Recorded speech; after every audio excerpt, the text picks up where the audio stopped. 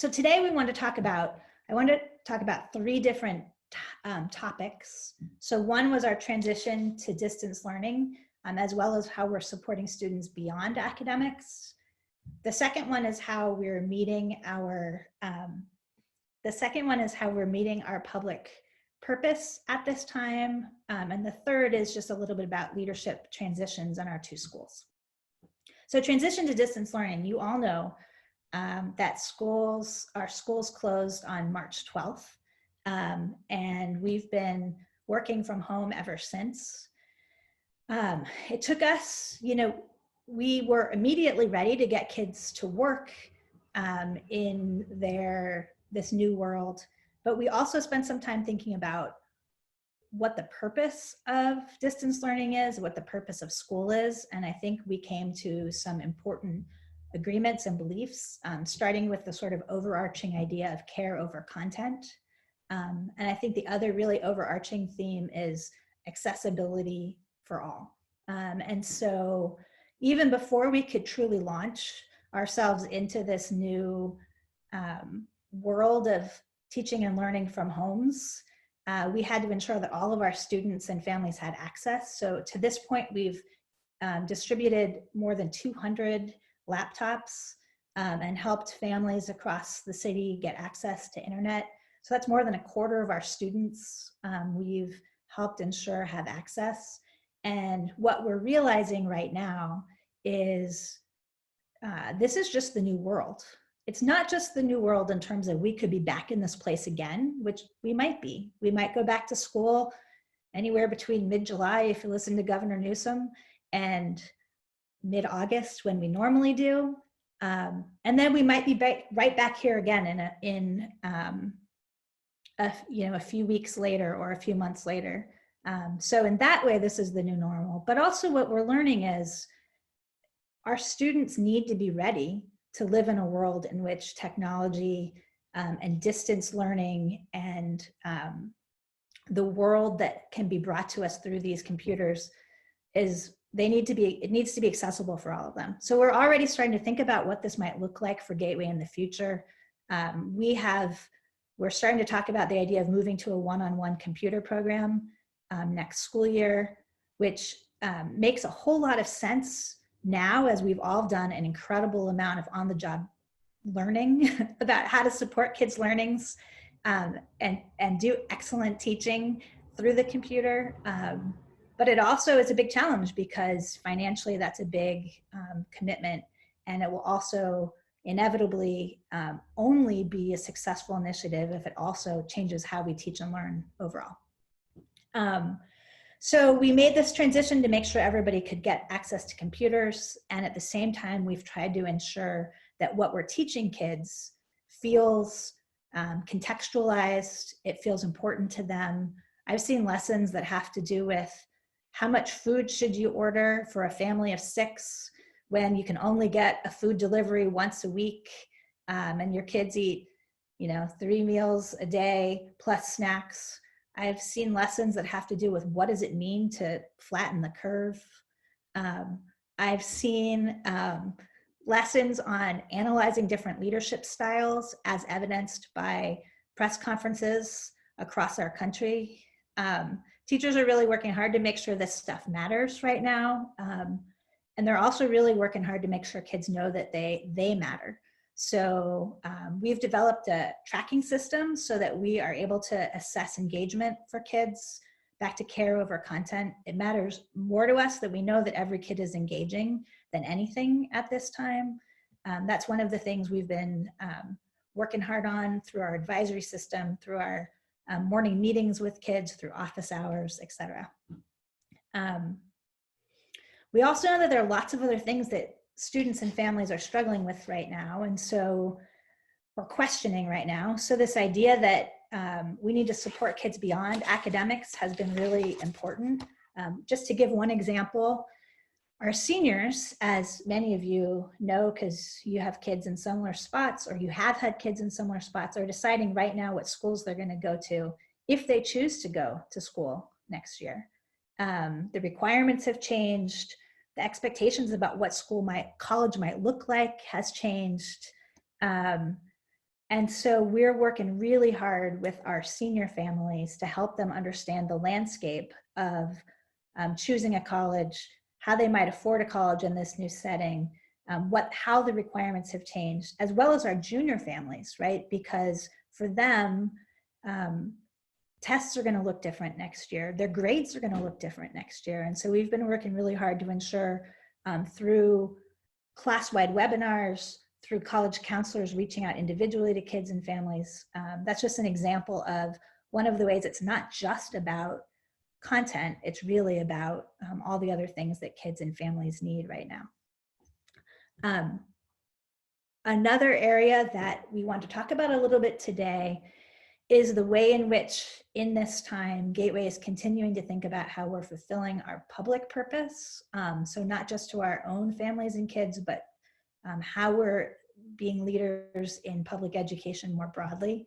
So just to give two examples, I hope you have all been able to open up and check out the homeroom educator newsletter that we've been sending out. We've been sharing it through email, through LinkedIn, through other social networks. I am so proud of this particular initiative. I want to give a huge kudos to Danielle Smith, who's on this call, because she's our fantastic writer. And I want to give a huge kudos to all of our teachers who are creating this incredible content and these ways of thinking about how to support kids and families at this time. We've gotten tremendous response from the homeroom newsletter. I posted on LinkedIn where I'm connected with folks all over the country, most of whom I've met once or twice, and who are just reaching back out to me consistently about what we're doing. It's been a really great way that we're able to contribute. And just one other quick example of ways we're contributing to the sort of public discourse around how to support kids right now.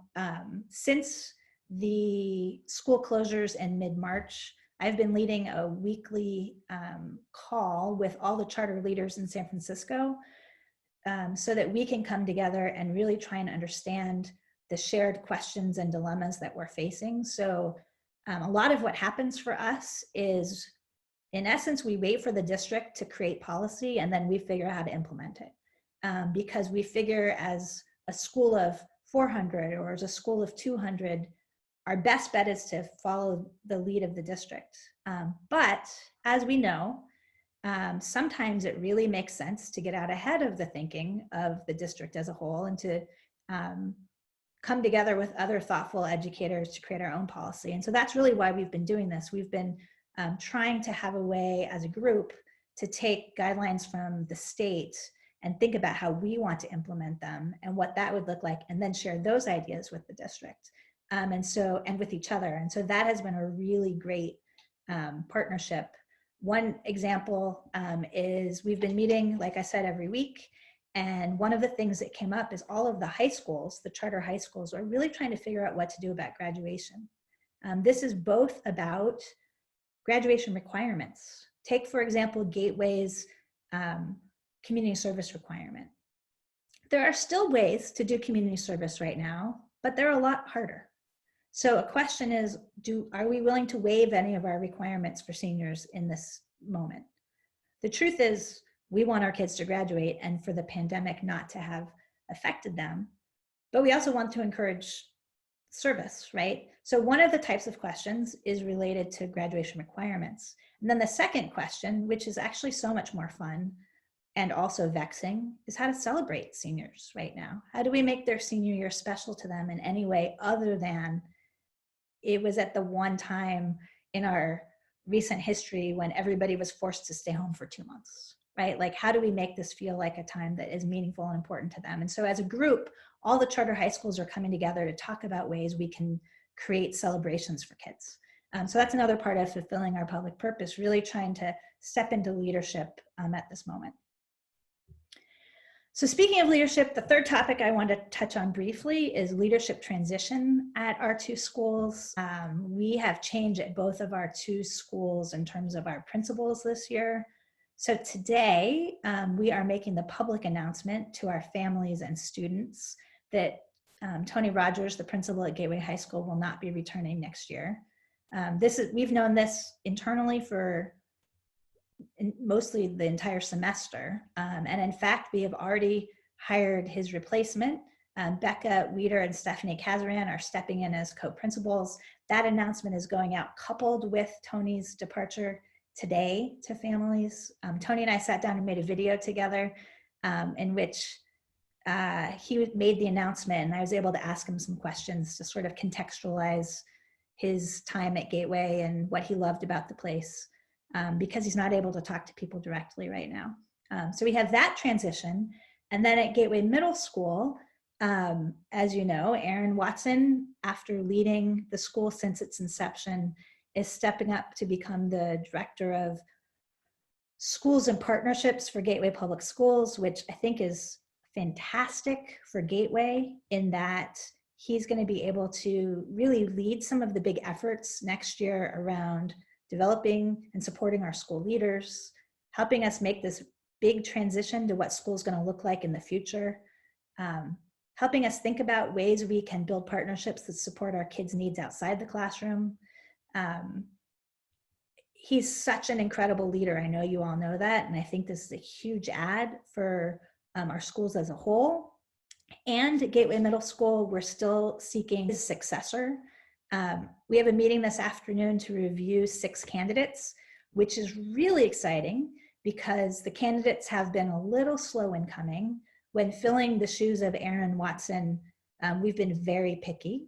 And so we wanted to wait till we had enough candidates that we felt really good about to bring them to the community. And so that's today, this afternoon. I'm really excited.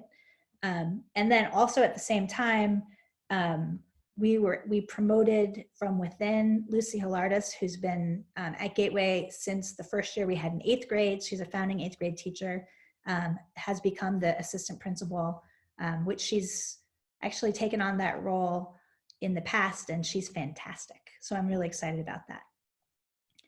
So that's the third piece, leadership transition. As we're thinking about these times, we are thinking about not just today, but tomorrow. So we're thinking about how are we doing the best job we can supporting, engaging, educating, encouraging our students now, which is a lot, because I feel like in our time as a school, those are things that we do well. We help kids understand what makes them distinct and how they learn best and how they grow. And now in this new environment, we have to do that completely differently. All of the things that we've learned over the years, they are the tricks of the trade look different in this environment. And so we're working really hard on today. That said, we're also really focused increasingly on what's this going to look like moving forward. And that is a few things. That's what's our education program going to look like, right? Are we going to be able to have 26 kids in a classroom next year? We know, particularly at Gateway Middle School, we are very, very cramped. And so as we're thinking about a world in which social distancing will continue to be important, things are going to have to look different. So we're also thinking about the ways in which that could be a benefit, right? Trying to find ways to decrease class size and get more personalized and use new tools is always something that is an advantage. And so if we can come out of this time with having developed some new tools, having figured out new strategies and techniques that allow us to meet kids' needs better, and maybe see fewer of them in the classroom at a time, that could be excellent. It's a lot to figure out. It's a lot to figure out. And then on top of that, as you all know, the news related to education funding is just, I don't know what the right word is, devastating, terrifying, absurd, understandable. I don't know, you pick. This week, Chris and I, Chris Hero, Chief Operating Officer, for any of you who don't know, just kidding. Anyway, we went and spoke with both faculties about the budget after our board approved the compensation line items for next year, which included freezing salaries. And, you know, there were a few things that really stood out to me. I think the first one that's really important to say is all of the feedback that I received, both to an email I sent out to the Gateway staff as a whole, and on those calls, was 100% positive and supportive. Every single person who responded said, I'm so thankful for Gateway being a place that thinks long and hard about our financial situation so that we don't have to panic today. I'm so thankful for a board that recognizes the value of teachers. And while a raise would be great, the board recognizing that having us all in place next year and having already done so much to support teachers still feels really great. I heard several stories from teachers who had spouses who worked in other schools who are facing very, very different situations. Much less transparency, much less clarity, and much less concern for the well-being of kids and teachers. So that was the one piece of what I heard. I heard so much support and thanks and understanding. The other thing that I heard was fear. I heard fear that how will we do all these things that kids need? All these things that we know our students need in order to thrive. And the state is going to require of us, like decreasing class size and maybe teaching more days and having more emotional support. How are we going to do that if the state cuts our funding by up to $2,000 per student per year? And honestly, what I said in response to that was, we'll figure it out. We'll figure it out, because what I know about Gateway is we are a place where we say, what do our kids need? How are we going to do it?